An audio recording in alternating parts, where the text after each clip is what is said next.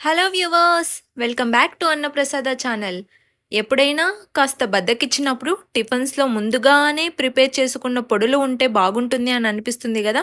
నాలాగా ఎంతమందికి అనిపిస్తుందండి?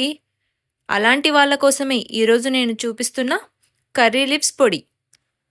దీనికోసం ముందుగా ఒక కడాయిని తీసుకొని 2 టేబుల్ స్పూన్ల ఆయిల్ వేసి పోపుకు కావాల్సిన పోపు దినుసులు ఒక్కొక్కటిగా వేసుకొని లో టు మీడియం ఫ్లేమ్లో ఫ్రై చేసుకుంటే మంచి అరోమా అండ్ టెక్స్చర్తో బాగా ఫ్రై అవుతాయి.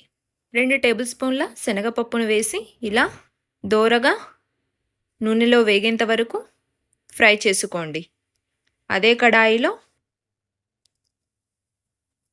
3 టేబుల్ స్పూన్ల మినప్పప్పును కూడా వేసి శనగపప్పు కాస్త వేగాక మినప్పప్పును వేయండి. ఇక్కడ గుండు మినప్పప్పుని కూడా మీరు తీసుకోవచ్చండి. నేను బేడల మినపప్పును తీసుకున్నాను. చూసారా, లో ఫ్లేమ్లో ఫ్రై చేస్తే మంచి అరోమాతో టెక్స్చర్తో వస్తాయి. తర్వాత ఒక 2 టేబుల్ స్పూన్ల ధనియాలను కూడా యాడ్ చేసుకొని ఇలా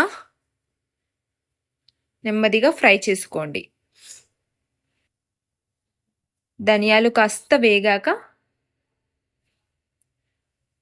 అదే కడాయిలో మీ నోటికి కారానికి తగ్గట్టుగా 6 నుంచి 7 ఎండు మిరపకాయలను కూడా యాడ్ చేసి మిరపకాయ కాస్త ఫ్రై అయ్యే వరకు వేయించండి.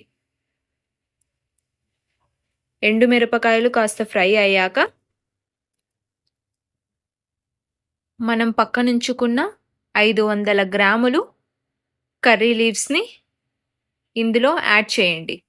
కర్రీ లీవ్స్ని మరీ ఎక్కువగా మీరు వాడ్చకండి, ఎందుకంటే అందులోని అరోమా వెళ్ళిపోయి మీకు మంచి టేస్ట్ మిస్ అవుతుందని గుర్తుంచుకోండి. కాబట్టి ఎక్కువ వాడ్చకుండా జస్ట్ అలా వేసామా, 1 నిమిషం పాటు ఇలా ఫ్రై చేసుకున్నామా అన్నట్టు ఉండాలి. 1/4 టేబుల్ స్పూన్ పసుపు, 1 టేబుల్ స్పూన్ జీలకర్రను కూడా యాడ్ చేసి పూర్తిగా కలుపుకోండి. పసుపు జీలకర్ర స్టవ్ని కట్టేసే ముందు యాడ్ చేస్తే చాలు, ముందుగానే వాడ్చాల్సిన అవసరం లేదు. తరువాత కాస్త చల్లారాక ఒక మిక్సీ జార్ తీసుకొని ఇలా మనం పోపు దినుసులు మనం వాడ్చుకున్న కర్రీ లీవ్స్ పూర్తిగా మిక్సీ జార్లో వేశాక ఒక చిన్న నాటు ఉసిరికాయ సైజ్ అంతా చింతపండు, టేస్ట్కి సరిపడా సాల్ట్ని కూడా మిక్సీ జార్లో యాడ్ చేసి ఇలా మూత పెట్టి ఒకసారి బర్రని మిక్సీ జార్లో గ్రైండ్ చేసుకోండి. గ్రైండ్ చేశాక మీకు కూడా ఇలా పౌడర్ ఫామ్ అవుతుంది. చూస్తున్నారా, చాలా చక్కగా కుదిరింది కదా. ఈ స్టేజ్లో మీరు టేస్ట్ని కూడా అడ్జస్ట్ చేసుకోవచ్చు. ఉప్పు కారాలు పూర్తిగా సరిపోయాయా లేదా అండి. చాలా ఈజీ కదా అండి. చూడండి, మనం చేసుకున్న కర్రీ లీవ్స్ పౌడర్ను ఒక కప్లో కానీ ఒక ఎయిర్ టైట్ కంటైనర్లో స్టోర్ చేసుకుంటే మినిమం 2 నుంచి 3 వారాలు లేదా 1 నెల కూడా నిల్వ ఉంటుందండి.